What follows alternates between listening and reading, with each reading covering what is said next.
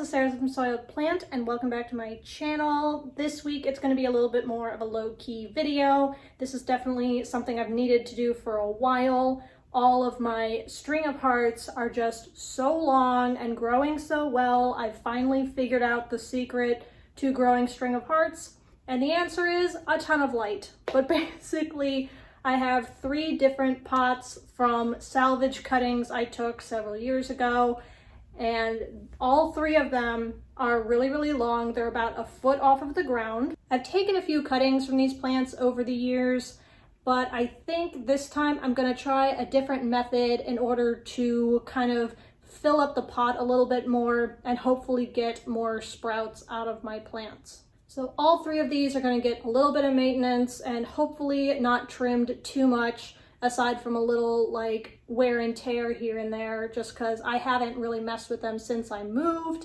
and just kind of let them go, let them grow. So I'll tell you what my plan is for what I'm doing. So for each of these pots, I am going to try and kind of separate out the strands, which takes forever if you have one of these plants. You know, each of these has no more than 6 strands, so it shouldn't take me too long. But man, if you've got a full plant of this and you're trying to like untangle them, that is an entire job in and of itself. But what I'm going to do is I'm going to take each one separately. I'm going to separate out all the strands, and then I'm going to try and loop them into the pot and hold them down. I have a collection of twisty ties. These are the plastic ones. I want to make sure that they're not going to rot when they're put into the soil. Every time I order a new electronic or basically anything I get that happens to have these in the packaging, I save them and I put them in a little shot glass away in my cupboard so I don't have to look at them. But I've collected them over a short amount of time, and basically I'm going to cut these to size and use those to kind of hook into the soil, but I'll show you that up close so you kind of have a better idea of what I'm talking about. I'm sure this is going to be a nightmare to kind of unravel all of this. And luckily this is my one with fewest strands, so hopefully it won't take very long. My goal is not only to do this, but also to like save as many leaves as possible, because if you have one of these plants, you know that these things drop leaves. Just like when you look at them the wrong way, they will drop a leaf. So got to be extra careful. There's a lot of twists and little hooks and things, so it's kind of hard to keep it all separate. All right, so far I have 2 separated. I am going to kind of cut off the stuff that's already dead, just that I can see as I'm kind of going along here. It's the last one. Hold on. Now this one goes over this one. Now I'll zoom you in a little bit closer so you get a better look of what's going on. But you'll notice in here there's a bunch of strands kind of being held down, and there's a couple of little ones sprouting out here, so that's a new strand that's coming out. But what I'm going to do is I'm going to try and trim this up a little bit, because there's clearly some stems and things that kind of went nowhere. So I am going to be very precise, hopefully, surgical precision here, and get out some of that riffraff that doesn't need to be in there, and dead stuff that also shouldn't be in there. All right, so I know that this strand over here is the shortest one I have, so that one I'm going to leave alone, and this one over here is also pretty short. So I'm basically just going to take this one and hopefully get a couple of strands kind of in this area especially. So what I do is I cut maybe 1-inch pieces and I make little hooks just like that. So I'm going to make a few of those. Doesn't have to be perfect, just kind of making sure there's no insane little twists and turns in there. And then I just cut little pieces. Yeah, I'm putting a few different lengths in there because sometimes it just doesn't want to stick in the soil, and having that extra length really helps. So it just depends on where it is. So I cut a couple different lengths, little short ones, bigger ones. Maggie is losing her mind. So I've got this little cluster right here that I'm going to take and basically hook it into the soil line and push it all the way in so that it's nestled right up against the soil. And I'm going to do this again with this other side. I'm trying to pay very close attention to where the ends are so that Maggie doesn't go after it, because she loves this plant. They are just too tempting for her. So now I'll take this other one, and I'm not 100% sure where I'm going to go with it. Here's one that's fallen out. I've done this quite a few times over the years. I've definitely done this a few times over, you know, the last year or so, just to kind of fill up the pot so that it's not all, you know, little tiny strings. So that one refused to stick, so I'm going to get a bigger one. So hopefully I get a little bit more surface resistance with the soil there. Yeah, perfect. Because it was just kind of hanging up in the air over here, so I just wanted to push that back down. So I did put those two on this bare side over here, but because it's still not quite as full as I'd like it to be, I'm going to take this one and do the same thing. So I'm going to move this one to this side so it's out of the way. And we're going to move this one to this side and kind of place them in the exact same area, but the leaves will be staggered. So here's where the two from the last one are, and I'm going to put one right in the middle. I want to do one more, but I'm not exactly sure where I want to put it. There's something right there. There we go. That was causing me not to be able to put it in the soil. Okay, so that one's too long. Believe it or not, that one was too long. And I'm trying to make sure that the leaves are pointed upwards. And ta-da. So then the last thing I do once I fill that up is after that I take my watering can and give it just a little light, you know, little watering. I usually bottom water, so it's probably good to kind of get some moisture up on those leaves, just a little bit. I try not to do it too often because I find it causes the leaves to rot, mostly because they're so close to the soil. So I try not to water from the top too often just because it just works easier for me. And I'm going to make sure some of these other leaves are nice and snug. And then I can put this one back. So now I'm going to do the same thing to the other two. This one has a little bit more to clean up on top, so I'll have plenty of room in the soil as opposed to the last one, at least just from glancing at it. This one's going to be a little bit more complicated because there's more of the strings, and also it's a little bit thicker. I actually want to clean this up on the inside. Got some dead leaves, of course. Got some leftover hooks from before. Some dead strands. This piece that definitely does not look alive anymore, so I will take that out. Ooh. It's all woven in there, so it's kind of hard to remove. And you can kind of see this one has a lot of clusters in it, so that's both good and bad, at least as far as this project goes, because I find that the big clusters make it a little bit harder to root new things in because there's not as much space, but also it keeps the plant alive. So, you know, can't really fault them for existing, but it makes it a little more annoying. But I am going to start unraveling these. Oh no, this is getting really bad. I'm gonna have to untangle the ends first because these are not good. This is kind of like unbraiding hair. Finally, I got one strand separated. Oh my goodness, this is gonna be rough. Oh no, I'm now linked with the other one. No! Okay, oh, I saved it. I'm going to push this one down just to clear some space here. Yeah, I don't know. I guess I'm just gonna start looping it in because ultimately that is where the roots come from, are these little sections where the two leaves are together.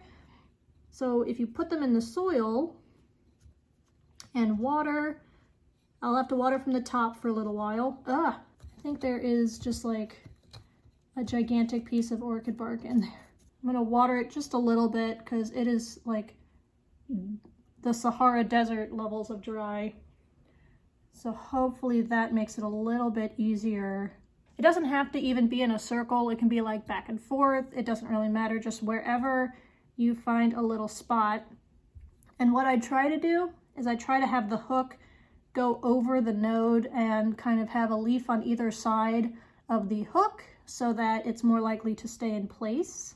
So for those of you going into the winter months right now, which I am, how are you guys doing? You catching up with everything?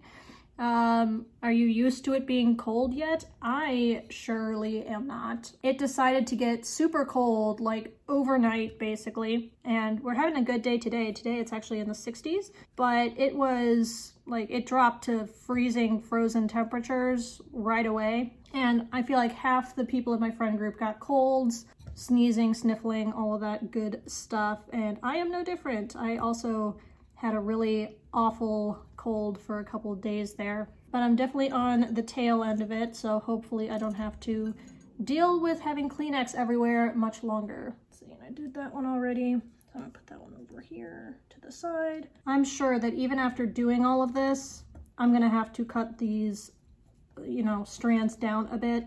I'll show you footage, but literally all of these were about a foot off of the ground, which lovely, but it means that my cat has access to it, and all it takes is her to notice that they are that close to the ground and see it move for her to go crazy and probably rip all of the strands off, which she has done before. These ones in particular are just so bouncy and wavy, so she definitely likes to go after them, and I want her not to. So this has like a twofold purpose. It makes it a little bit shorter, but for the most part, I am trying to kind of beef it up a little bit. All right, so I think that's about all I can do. I'm probably gonna lose these leaves because they're gonna be that close to the soil line and it's gonna get moist, but that's okay. I'll give it another water like I did the other one. Mostly, every single one of these plants I water from the bottom to avoid the leaves from rotting, but this is just so that the ones that are in contact with soil have a little bit of moisture just to start off with. But I will put this one back.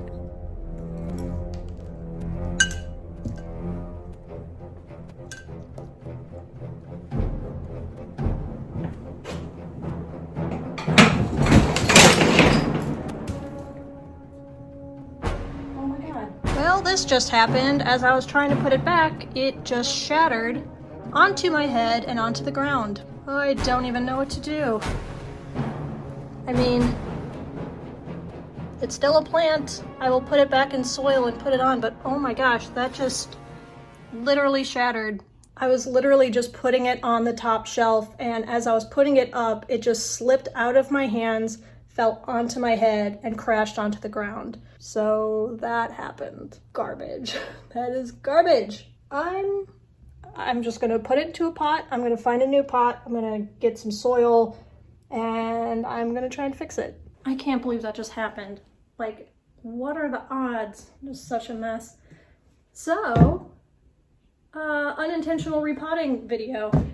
I've got a little bit of soil left over, thank God, that I can use to kind of backfill in this pot. I mean, I feel very lucky because I only have like 2 little pots like this. I need more 4-inch pots. All I have is like big stuff and tiny stuff. So that would have been a disaster. But let me get some of that in there in the bottom because I lost a bunch of the bottom soil. Put it in there.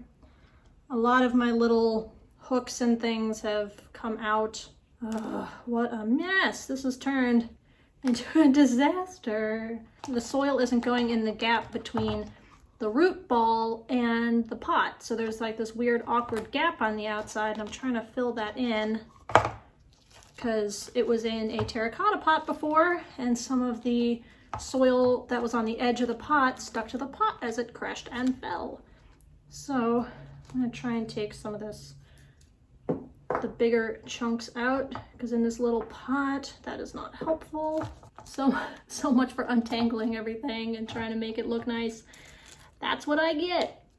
This is just karma. Not really sure what to do now. I think what I'm gonna do just for right now with this mess is I'm going to kind of water it and hope that it kind of rights itself. All the pieces that came out and whatever, I guess that's just how the plant is now. Whatever. I'm gonna say for this one, it is not gonna get the royal treatment. It's gonna get the I fell over, so now I'm just going back in my home treatment. But it is what it is. Basically, because that happened, I'm gonna be on edge the whole rest of the night.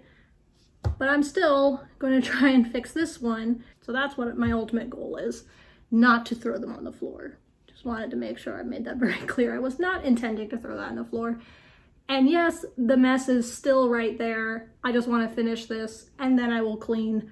But it's like right in my periphery, so I'm gonna be staring at it this whole time. I'm gonna try to do the same thing I did with the last one, which is start at the ends and then work my way up, because that seemed to work a lot better than trying to go strand by strand right away.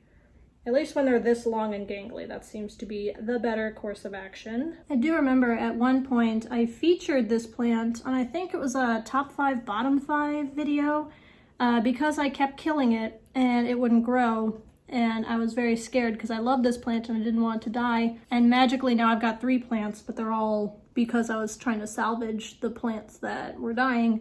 And this is what I have left. So I'm very grateful to have them, even though I just smashed one on the ground. But I do love that I have them and they do grow really, really fast. So I really appreciate that. The thing that I was missing that I did not realize when caring for this plant, it just needs as much light as humanly possible. If, you know, you don't have the right window type, stick it right next to the window. You know what I mean? It is just kind of amusing that half of my plant's problems that I have, I feel like are remedied by just giving it more light. Yeah, watering is important. For this one, I found I bottom water, and I basically do that so I don't rot the leaves on top as they're trying to grow. I probably should, actually, now that I'm thinking about it, with how I'm trying to get them to root on the top. It would probably be way more successful if I did like a little like schlook on top, and then after that I just let it water from the bottom, and that's probably what I'm going to do in the future. But yeah, mostly it's just the light. Like, you think your house has beautiful natural light and then get a few houseplants and then you're like, oh wait, I've been living in a cave this whole time. Should have known. One fun thing about this plant, so I had a little minor catastrophe with this plant where I was watering it and I moved it, and when I moved it, I didn't realize that some of the the strands were caught in something, and it basically like pulled it as if I was, you know, taking rosemary off a plant or taking thyme off of the stem. It just ripped like a foot of the leaves just straight off of the plant. And I just noticed it's starting to grow back right now. So it's got teeny tiny little baby leaves that you can barely see. Here, let me see if I can get close enough. You see these tiny little baby leaves are starting to grow. Nature heals itself. That's the summary of this story. But now that I've untangled the majority of this, let me take out any of these that are unnecessary. I'm going to remove some of this bark so that I have a little bit more surface area to play with. Throw out some of these old leaves that have withered and died because it was too close to the soil, and sometimes you just lose them. That's just how it goes. It gets wet and it gets too rot. It gets too wet to the point where it rots. All right, I just might pop in just like a couple of these. I've actually considered getting the proper, you know, pins for these or using bobby pins, but I don't have a ton of bobby pins, and I do use them sometimes when I do my hair, so I want to keep those if I can. I just had these and I'm just cheap and lazy, so I figured this is close enough. I will say though, if these were like straight up metal and not, you know, this, you know, semi-metal coated plastic, they bend a lot more easy. You know, it's the whole purpose of them. I could definitely see how it'd be a lot easier to do this if you had something that was a little more sturdy than these, because these tend, if it hits like a piece of orchid bark or something, it'll bend. So instead I just kind of wiggle it around until I find a spot that it'll like easily go into, because I am having difficulty at this very moment and it is really annoying and frustrating. But this is what I happen to have on the ready right now as I want to do this. Got a couple more pieces. So I think I'll put these little 4 hooks, I'll put those in there, water it, and call it a day. Switching that because I'm going this away. Ugh, gotta change some direction here. I just really want to get this one right here with the nice big leaves. I want to get that one into the soil, and then I will be satisfied. Do a little tiny top water action just to get those nodes a little on the wet side, and from there I'm basically going to put this back. I am going to use 2 hands, and I'm going to make sure this doesn't fall, and then I'm going to clean up the mess I made. This video definitely didn't turn out the way I thought it would, but that is part of this lovely adventure that is plant ownership. I'm sure all of us have dropped plants. I've done it a handful of times, just usually not during a video, but that's how it goes. That is how the plant tumbles, I guess. Not cookie crumbles, but plant tumbles. Thank you so much for watching this video, and I will catch you next time. Bye! Are you seeing my mess? I know. You can't take me anywhere.